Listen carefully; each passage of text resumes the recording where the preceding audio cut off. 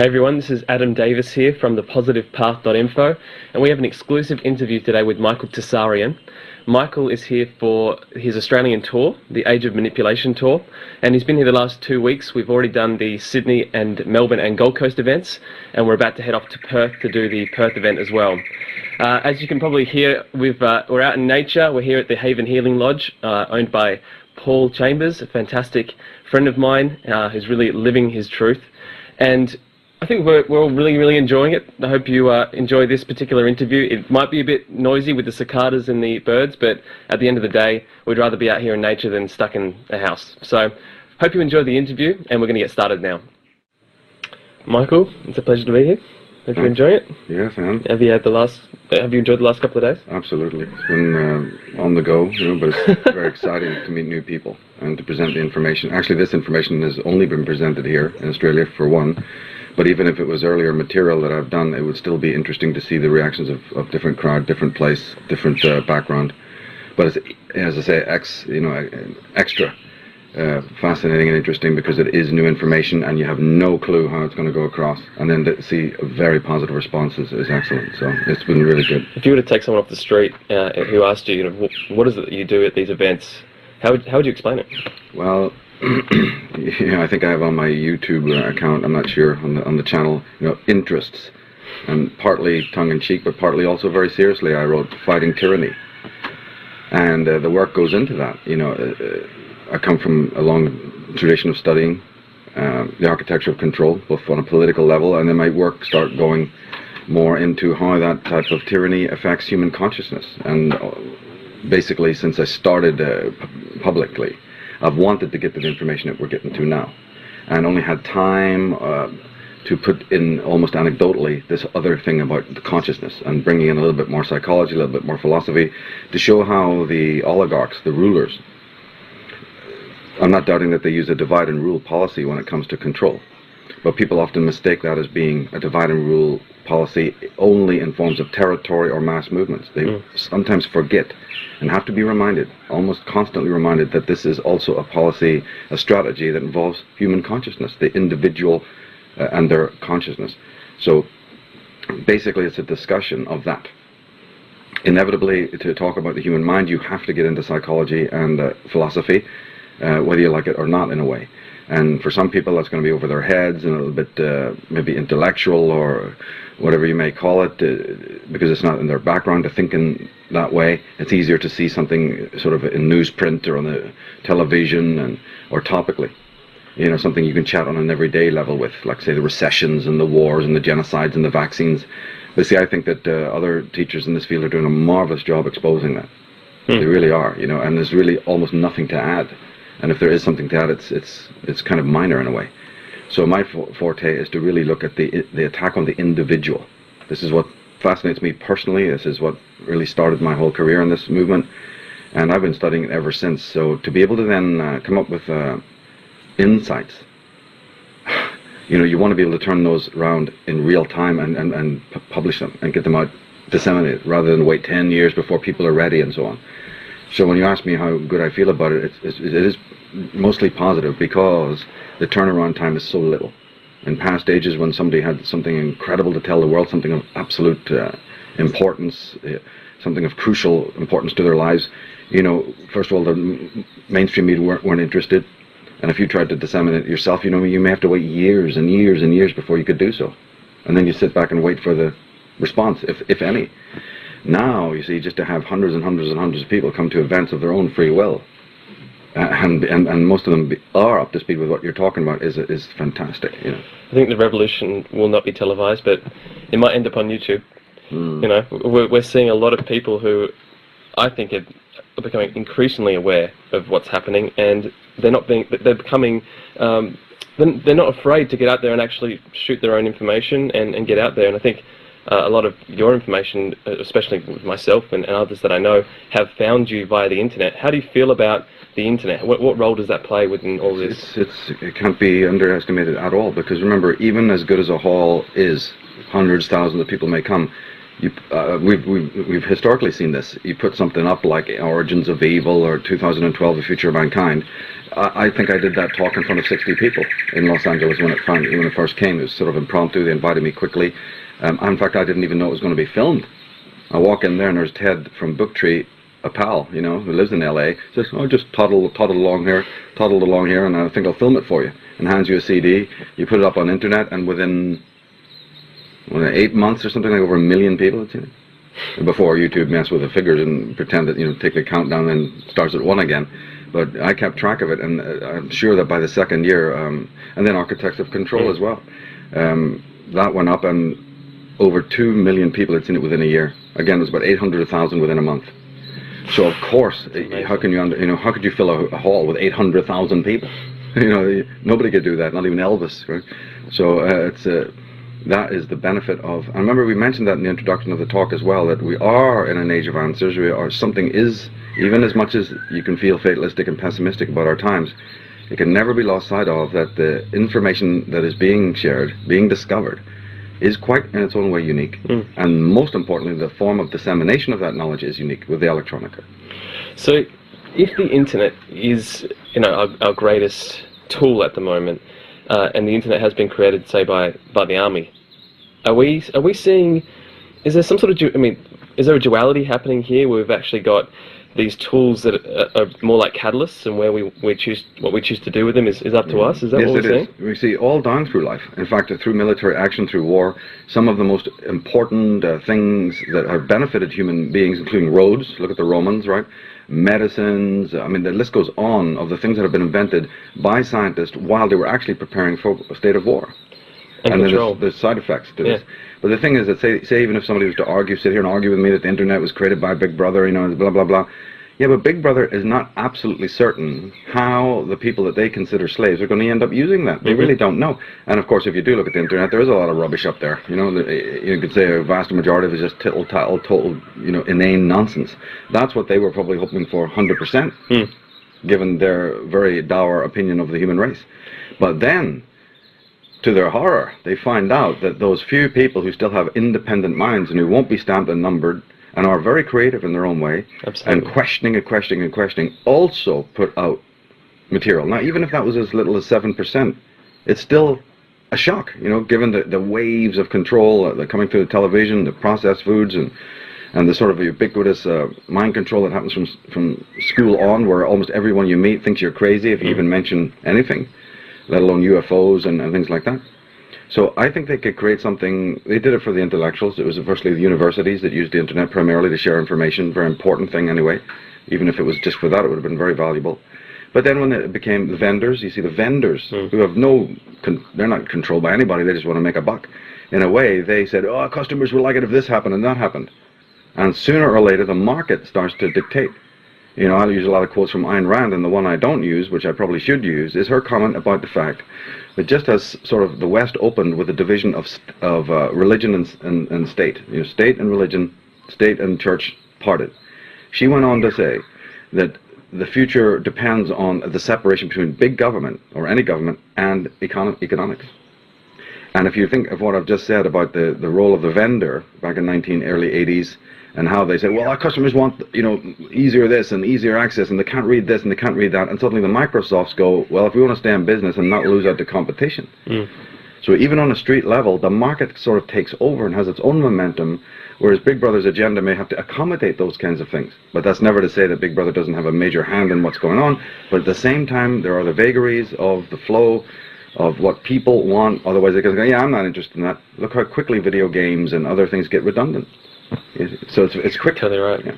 And you know, with Edward Bernays, who I know you know his work, what he did very well, the father of PR. Are we starting to see where the market is basically manipulated to want certain things at the same time? More and more of that's happening, of course. Say if we talked, say, 20 years ago, they might be slightly different, or they were more inept at doing it and so on.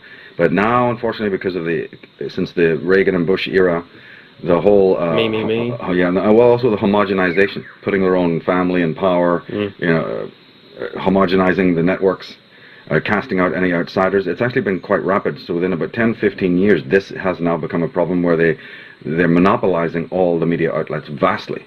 and pretending like they're not, you know. But then you go into the middle of Europe and you find that there's clear channel billboards in the middle of Europe. Everyone in America knows it's a problem, but you go in the middle of Europe and some countries there, and you see that they own the billboards there as well. So it's one big, gigantic, centralized network, which is the big danger. That danger's been predicted by savants from within the system and from without. And that needs to stop. Otherwise, there will be finally a major crackdown, and they will control completely what people think they want independently, whereas in fact they've been programmed to want it. With the control of consciousness, you know, someone said to you, "How is my consciousness being controlled?" I know that there's literally probably 1,000 different facets, but what are the main overarching structures that you can see? First of all, it is through the anxiety that we talked about. One could say fear, loosely, if you wanted to use that term, although psychologically speaking, fear is a legitimate fear. Oh my God, that croc's after me or something, you know, or something's going to fall on your head. That's fear. That's more towards a rational, bona fide threat to your life. Anxiety is a mood, a state of discontent that arises from within when your inner house, your inner temple is not in balance. And we described it as a way of seeing is blurred, fractured, or in some way tweaked. The most extreme version of that, of course, is neurosis and so on, all the derangements, right? But long before you even become diagnosed as anything like that, most people are living in a state of angst, a state of sort of topical anxiety. And Big Brother knows exactly why that is. In fact, remember the introduction goes into emphasizing that their whole barrage of three-headed monsters and financial meltdowns and wars and rumors of wars, all of that stuff, is them trying to exacerbate that fact. They already know that you have a baseline of sort of anxiety, some more, some less in different people.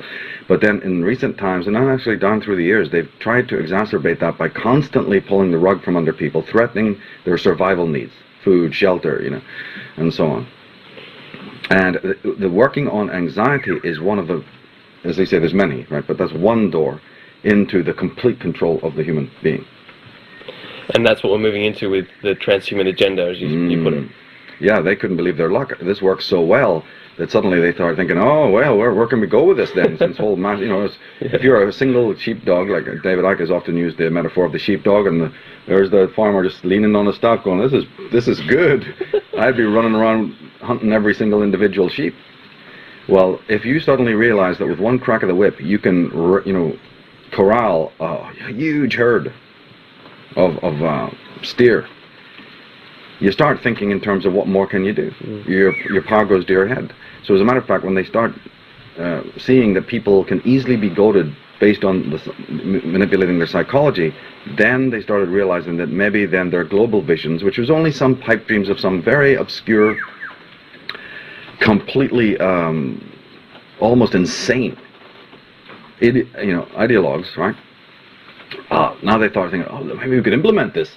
And so it's now the World Federation of this and the global that, you know, and suddenly, and now it's a huge thing since 1985 or something like that.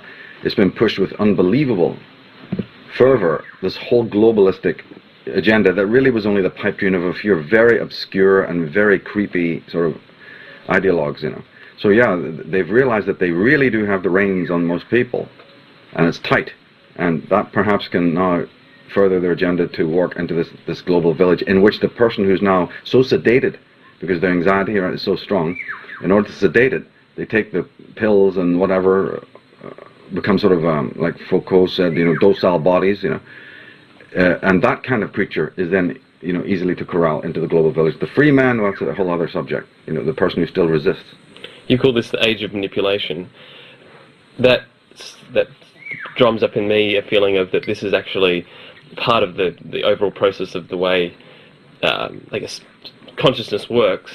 What's your thoughts on that in terms of this being the age of manipulation? Is this something that we had to go through? Yes, it is, because every time, remember the quote from Shelley and the quote from Rand and others, as long as there's government in the world, there'll always be tyranny. There was that quote from the French poet, tyranny is always better organized than freedom, right?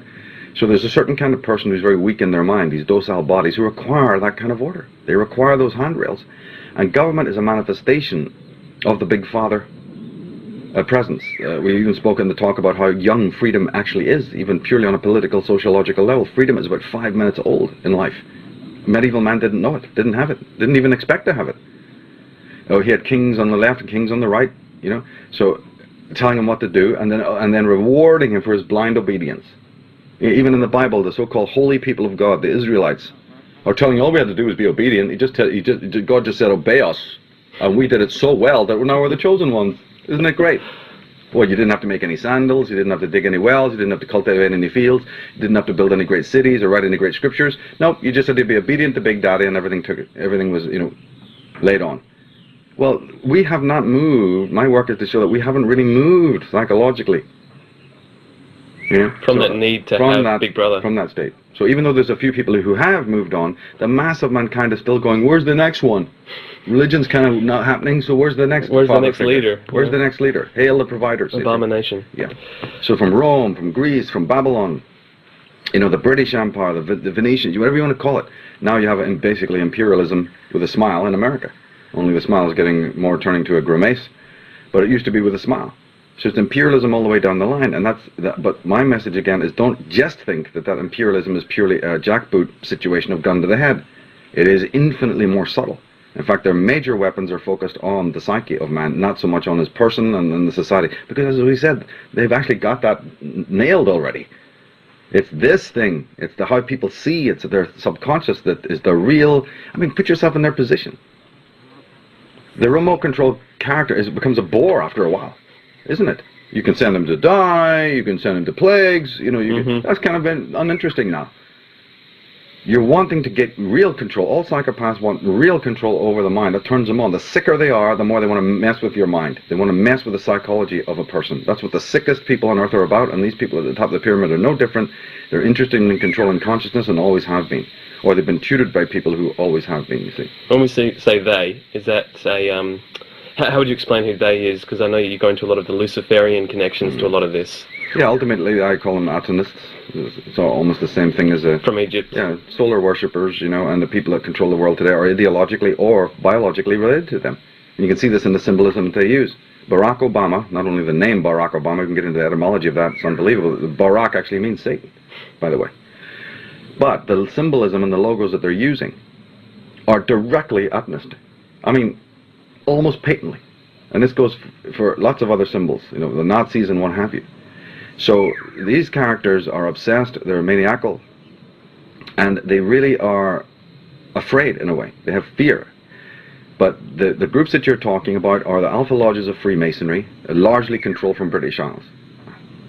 Sad to have to say it, but you could just take a walk of Sydney streets and take photographs of the names of the royal streets and all the rest of the symbolism, and to prove what I'm talking about here, and that is Canada, Australia, and America are basically vassal states of the British Crown. And behind the British Crown is something more elusive. Those are the Alpha Lodges of Freemason. We have the names, I've mentioned them in my work, and I also have references to other scholars far, far more researched than I am in that particular subject. So I've got lots of names there, and if anybody wants even more, they can email me and I'll give them more work than they'd ever want to see in one lifetime to research these organizations. Some of them are very ancient people. The dynasties have come from the Ottoman Empire. Dynasties have come specifically from the Habsburgs. It's the Habsburg Hanoverian, line, and Plantagenets, Savoys. All of these people are still ensconced in power. Some are topically Catholic, so they appear on paper to be siding with the Vatican, and others are technically, again, Protestant, appearing to have other allegiances, you see. But those allegiances are purely a smokescreen. Beneath the surface, behind the lodge door, these people are one, and their symbolism shows you that they're one. So we have their names, you can track their families, we know where they live, and so on. We know what they've been doing. And it's important to know the middlemen, they don't often operate openly. They always hide behind a charity like Prince Charles is wont to do. All this goody two-shoes rubbish. But the thing is that then they work through individuals, and the Bonos, the Geldofs, and the Brzezinskis, and the Colonel Mandel houses are agents, J.P. Morgan, and so on. Then you have institutions. The individual was once, the cigar-smoking individual, with his shady mafioso dealings with the black Venetians or whatever. That's kind of scaled back now, because average investigative journalists can see through that. Who the hell are you? What the hell is this? With your harem or whatever it is. It's too obvious. So what they do now is they work through corporations, crown corporations, big, sterile, faceless corporations that appear to be all about money and greed. What rubbish. And any conspiracy researcher who thinks that that's all it is sorely misguided. Right? Corp is dead, a dead thing. It's just a vehicle for something else more elusive. Look at the symbolism of the corporations. Look at the designs of the buildings. Go inside. Look at the mosaics. And then again, do the homework and track back. Who creates these financial meltdowns and why? A financial meltdown run by a few lower-level psychopaths on Wall Street is only another action to destabilize people, to make you think, to destabilize you ultimately spiritually, so that you believe that somebody else has your financial and spiritual welfare in their hands. If they can do that, if they can just do that, and they've done it continually down through the centuries. And it's time people woke up and realized, that we, first of all, financially, economically can take our power back overnight, very easily. You just tear up their little pieces of paper and throw them away, and don't go down and sign on for all of that rubbish, right? And secondly, you can spiritually attune yourself. And this is, when I say spiritual, it doesn't mean what religion you are. Spiritually, you can attune yourself to say, I don't give the right to anyone, not any human being, nor anything, nor any goblin or ghost, to say that you control the reason for which I've been born on this planet and my prosperity. It's in my hands and my hands only, and I will decide. And if I act on my own free will and I fail, well, then I've taken responsibility for that. And if I succeed, I accept the glory of that. But no one else will decide my fate. That's what the world now needs to do, wake up, and that's what this series and talk is really about. And we break it down, because it's a huge subject. We're just talking an overview. We break it down to all its subsets and show how the tyranny works so that we can then peel it away. Here's how it works in this area. Here's how it works here. Here's how it works here. Different in some cases, same in others. And so now you know what it is. Now you can get rid of it. Diagnosis followed by healing. And you talk about this really only being for it's not for the 7 billion people to wake up to this information at this particular time. Do you still believe that? And is that what we're seeing at the moment? I'd say of my work. I wouldn't talk about anybody else. I think other people's work is fantastically topical. I'd be amazed why you couldn't be inspired by it. If you listen to Alex or David, I would. Why would you not want to get up and say, this is it. This changed my life. As many of the people we're meeting here has happened. I do reserve my work because I'm not a fool. I know that this rubs people up the wrong way a lot of the time. It's very intense. It's very internal. It's internal, isn't it? Yeah, so it's going a little bit more to the raw nerve. We spoke earlier and said that this was an advanced class in a way, and it is. And the next ones will even be more so. But then a lot of people wouldn't appreciate the mirrors, I think. You put it back on themselves of self-responsibility. And yet I'm not at the same time. I mean, remember, we were congratulating people for having come this far. Absolutely. We're talking about the fact that the world would be a better place if we didn't have these parasites and so on.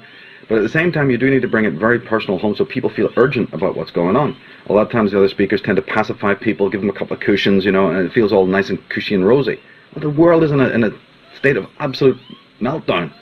People are suffering all over the world. And the blinkers need to be taken away. We need to do something. And remember they said that, what's that line? The more you know, the more you need, the more your responsibility you have to change things. So you can't cut it up small in that way. That can be done by other people. And secondly, I think that I personally don't like talking down to people. I think they are intelligent. Look at the responses we had from the people who came over and go, and you don't even have to say they got it. It's right on their face. There's a luminous look. It's just partly confirmed things I've already known and partly added new dimension. That's what it's all about. And as I said, you put it on the internet and it hits millions of other people. So don't talk down to people, and also love the knowledge enough not to cut it up so small that you're doing almost an injustice to the very knowledge itself. Because remember, Michael Tsarion isn't telling anybody anything. The knowledge is awakening me. The knowledge is awakening everybody else. It's the knowledge that we bow before, not the individual, right? And so I have that very reverent attitude towards the knowledge itself and refuse to cut it up and make it spin a rack for people, because I don't think that is that's what's been done in the past, and I don't think it is respectful to the knowledge itself. And that's why you focus on the quotes of the different people throughout the ages who have explained this. Yes, right from Cicero and Marcus Aurelius. These predicaments that face us today are the same predicaments that faced the Taoists thousands of years ago. Did you ever think you'd be doing this as a I was going to say a living, but I guess as a journey? No. I had resisted for years. In fact, the vast majority of the work I've done up until today has been stuff that I've been dealing with since 1983 as a personal hobby, and got much stronger on it, say in the early 90s. So there was never a thought for a single moment until I met Jordan Maxwell and others who just wouldn't stop pushing me to do talks, and Victoria Jack and a few other people in America. I literally made it almost impossible to say no. Robert Perala and others, and I was very, apprehensive about it. I've made a personal decision several times through life, because I grew up in a New Age environment, and I was exposed to some very, very, great teachers and what have you, and saw that whole milieu almost from its opening, almost from its inception. And I was young, but young people see a lot. And I didn't really care to follow in their footsteps, even with the people that I thought were brilliant, were very positive.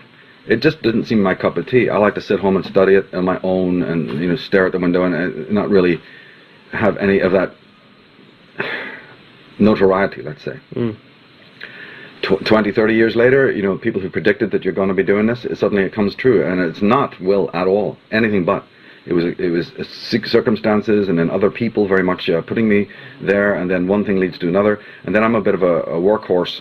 When you put the first book out or the first little talk out, and you see a good response, I automatically want to make it better, just to finish the product, just to say, okay, there's mistakes, corrections, put a better cover on the thing, for God's sake, get rid of that spiral bound thing. Yeah. So I just, as a workman, I don't know, or an artisan, I am focused on that, making that thing that they admire just that much better.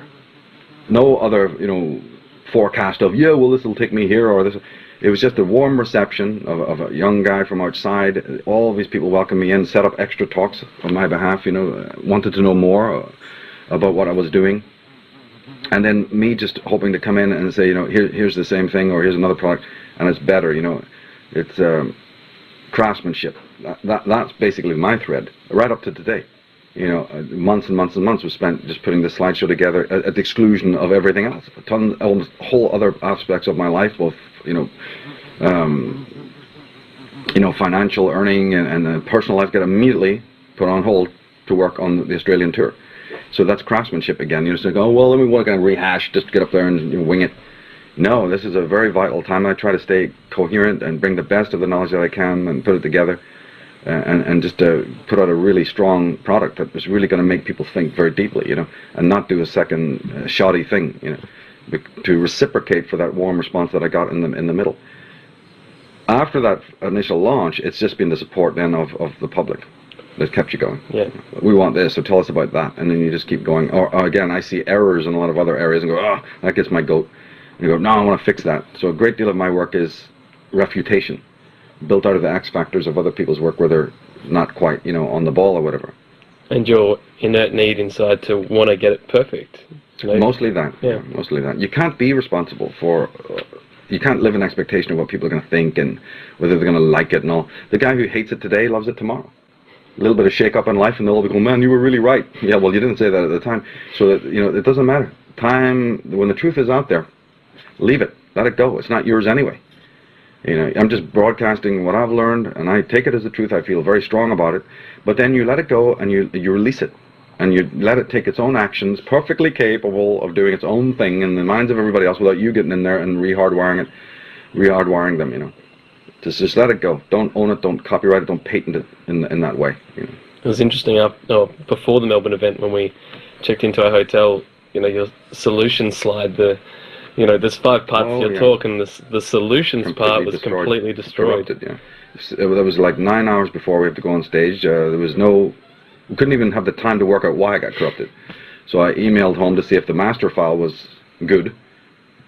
No, it's all blank. Great. So we couldn't even have it sent to us over in a few minutes with email or one of the services. Oh my goodness. So that was like, then what do you do? So I had to sit there for like approximately almost close to 15 hours or something like that, and replace every slide. And of course it had to be the longest section. We've got short sections, we've got long one. It had to be the longest one, and it had to be the one where the pictures, see, the other sections, the pictures come from just one file. Collectivism is pics come from collectivism folder, right? Or what we have, technology and self-sadism, they come from a specific folder. No, it had to be the one it's from all the folders, so now you got to go into all the folders and check for every individual picture. But we did it. It's easily the most powerful part of the whole talk, in my opinion. For people that aren't going to get a chance to actually come and see it, what's your thoughts on the solution side of what we're talking about? A lot of people have come to see David's work, etc. And I'd love for them to, even if they can't make it to the event, to hear your thoughts on the solutions. What's your thoughts? Well, I think they're crucial. I think they're absolutely crucial. That's what the whole talk leads up to. I feel very serious about the state of the world. even in the early parts when we're talking about history and, the past and what have you. And people think, oh, you know so much about history and all. I have to keep reminding them that that's a secondary interest to me. I get interested in all of the stuff I'm interested in purely because I'm interested in the state of decay that's in the world right now. The origins of evil. Why are we living the lives we're living right now? And what can we do about it? I believe we can do something about it, so then all energy must be focused on that. And this solution section is been long in the making. I mean, this has been meditation and assimilation. Because remember, this is an abstract of loads of information I could have gone on to, but I took the best parts from all the philosophy, psychology, conspiracy, all my own previous work, the writings of dozens and dozens of other scholars. I mean, I had to read all their works, not just a piece of the works, like label reading. I've read all the works of the people that I mentioned in these things, just to find one quote or one sentiment, or to follow up what they're, to basically digest. Remember, we spoke even about that fact of Otto Rank and how he updated Freud's Thanatos. I challenge anybody to go and find that information. Find me a description of how Otto Rank, the existential psychologist, updated Freud's Thanatos complex. Over whole institutes have risen and fallen fighting over what Thanatos is. Just that one little piece of information took, God knows how many months or years to not only understand, volumes and volumes to read, volumes of commentary to read, because you don't understand the original thesis written by the man himself, so now you have to read commentaries on it, and commentaries on the commentaries on it, until you have it completely clear. And that goes for almost every slide. The amount of work and blood that's been put into this solution section primarily is phenomenal, really.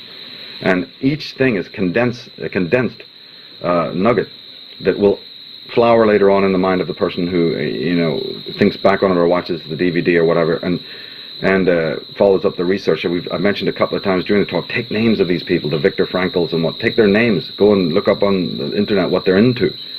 Because the people who go, that few that come to see us, they're the 100 that teach 1,000. They're the 1,000 that teach 10,000. But when you go out to do that work, you better be armed with the facts.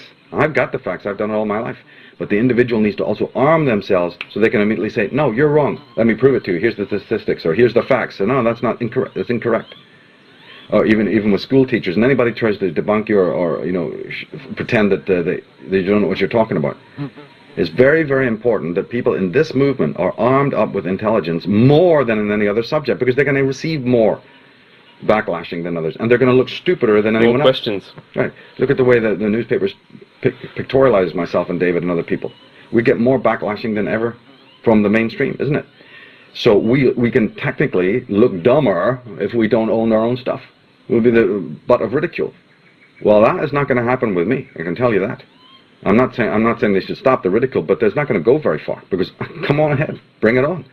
I will be able to give you line and verse and chapter and verse of this stuff, and put you right, as many people have done so. Many people have been transformed in their ideas of what they have. They've emailed me going, I have these false ideas about some of the people you're talking about, or I had a false idea about psychology, or I had a false idea about these things. You've really shown me what it really is. You did that for me as well. We've had conversations about people like William Blake. The information you've explained to me, and it's amazing. Isn't it? Can you go into a little bit about the seven universe? That's coming in another part of the Age of Manipulation series. But Blake was a man who, remember in the last section we started talking about the inner world? He was an expert on that. He was a champion of that. And he, in his work, he was a poet primarily, so his work is a little bit difficult to decode because it's not quite, linear. And then he wrote many books in which they're apparently his little dramatis personae, his characters, appear to change throughout the books, making it even more complicated. But basically what he did was he characterized aspects of consciousness, like the reason of man. He made into a god called Urizen, right? And the heart, it has a specific deity, and the body, Tharmas, from the word thermal, right? Tharmas is a god. Los is the heart, reverse of the word Sol. And he has Jerusalem, he took from the Bible, but it's not a place, it's a female goddess who's actually going to be responsible at the end days for freeing everyone, bringing people back to spiritual unity, or whatever you want to call it. So, and then Blake had a very elaborate, in his early works, of the fall of man, of how that had actually happened through 4 stages, basically. And strangely, his theories pre-cues Jung. Now, as a matter of fact, for those who are really, really into that subject, Jung borrowed almost everything that he knew from Nietzsche. It's not well known, right? Freud borrowed a lot from Nietzsche and Schopenhauer, but Jung borrowed a lot from Nietzsche, and also apparently, in my opinion, borrowed a hell of a lot from William Blake, because Blake's descent of spirit from what he referred to as the Edenic realm was in a fourfold way, just in the same way that you have Jung's quaternity of thinking, feeling, intuition, and the other one, sensation. So God, when he fell, and God's name was Albion, just means the white one, like the white cliffs of Dover, the Albion, the England, pure white light. Pure white light, yeah. He falls very much in a sort of Kabbalistic, stripped down Kabbalistic way, where God falls, smashes himself on the rocks of reality or the material, and splits into 4 parts. Now, you gotta be, you're gonna have a hard time proving me that Jung didn't just take that right out of Blake, So, and these 4 individual parts become separate individuals. And then, strange, another thing happens is that those individuals are all, I think, masculine, if I'm not mistaken, and they divide themselves, because the fall is so drastic that they split. And so now you have 8. And when the first 4 split, they split into what's called an emanation, which is a feminine half of their split. So Albion falls, divides into 4. The 4 zoas, from the Greek living being, divide themselves into a feminine half, which is called an emanation, and then I think they can even split again into 16th into what's called a spectre, which is more the shadow side of everyone, you see? Although in Blake always used to turn things around a lot, and it turns out that sometimes the demonic side of us, the spectre side, is actually a liberator, turns out to be a form of liberator. So it's very complex iconography, and so this incredible thing goes on. We have 16 court cards in the tarot. We have 16 emanations from Blake, so there's lots of incredible connotations there. And the man was really basically saying that all of these individual aspects of consciousness, of a singularity, go out and have their myriad experiences in the creation. In reality. In reality. And then one day, from some amazing event, the marriage of heaven and hell, when Albion awakes, they come back again and unify. And then even behind those theories that he had, there's even a more fantastic tale. Very esoteric, and we'll be dealing with it's the backbone of one of the future talks. I use his metaphysics, in other words, to back up some of my own theories, to really make it, adamantine. But I'm still working on that, so it'll be down the line, Age of Manipulation 4. So we've had this particular series of talks now. Obviously we've ruffled up some feathers inside of people. What's next? What's the next talk? I mean, you're going to be coming back next year. Yes, exactly. Just like we said at the very opening of this event, and even the ones before, this Age of Manipulation is a continuation of my entire research into the origins of evil, basically. But that's such a massive concept that one Atlantis book or one talk series is just completely not going to happen to explain it all. You can do a large amount, but there's still always going to be a lot left over, because this is a fascinating Rubik's Cube that has to be turned in multiple directions. You got to go close to the canvas, you got to come back. You have to look at it in a multiplicity of ways, because it conceals itself. It's not that easy to understand. And again, as Jung said in Architects of Control, the DVD, we have that clip from Jung, where he talks about the man as the source of all coming evil. Well, it's not so easy to investigate consciousness. We know that consciousness has defenses. Consciousness conceals itself from investigation. The psychologists call it defenses, the ego defenses and what have you. So consciousness is itself quite elusive. And then, wait a minute, isn't it consciousness that's observing consciousness? Well, how does that work? Isn't that like hiring the criminal to seek for himself? So we have some major problems in even uncovering these things, because they're like they're hidden in a very peculiar way, in which the very hand that seeks to grab it pushes the truth further away. Yeah. Just like a ball on a water. The more you try to grab at it, the more it goes out of your reach. This thing is programmed to retract from you. The more that the more hungry you get to get it, the more it leads you until you're into a crevasse or something like that. So that means that a very patient progress needs to happen. A lot of returning to roots, a lot of going back, a lot of deconstruction. Remember in the movie Dune, at the end when they're trying to negotiate the serpent, the worm? He tells his mother as they're running across the desert, walk without rhythm. And they do this weird sort of crazy, there's a lot of symbolism in that, by the way. But in order not to alert the worm, right, the negative aspect of the mind, walk without rhythm. You go clump, clump, clump, clump. It's like the sharks listening to your heart. Straight in, dead. So the walking without rhythm is a sort of a Zen Taoist approach, in which when you're approaching the mystery, you kind of become like the joker, the jester. This is very much something that they had in Celtic mythology. In fact, even in Scandinavian mythology, Thor is a double for the jester, as a matter of fact. Even with his, in one persona, he's the big muscle-bound war god, god of terror, terror, right? His name. But he's also in another element, the fool, the jester, who comes into the court in disguise, listens to everything, and heads out as the agent provocateur. So in life we have to adopt many, many guises, you see. And the same thing is adopted in the journey towards knowledge. Now in the next, then we're going to have to look at it again. In Psychic Vampirism and the Age of Manipulation 3, we got to revisit the whole thing again. This is amazing knowledge for anyone to learn when they get to a certain part of their journey. I think that knowing this intellectual side of things is incredibly important. At what point would you say are people ready to start living this as their truth? You know, is that really what we're all moving towards? Is actually embodying this on a day-to-day basis? Yeah, different for different people, because different people register just like when you diet. You know, some people have a fast metabolism, some have a slow. For some people, this can take years to percolate down. For others, it's instantaneous, and you can see it in their faces. For others, it's like, "Where's the door? I'm in the wrong place." Right? This is not what I wanted to hear. So it's all, I'm not a collectivist, so I don't really believe in collective action. Yes. But what I do believe is in empowerment psychologically. Because remember, see, no matter whatever vagary happens to you in the external world, no matter whatever happens even in your personal life, it's tragic, or even in the society, if you have the psychic constitution to be strong and understanding why these are happening, you'll sail through anything.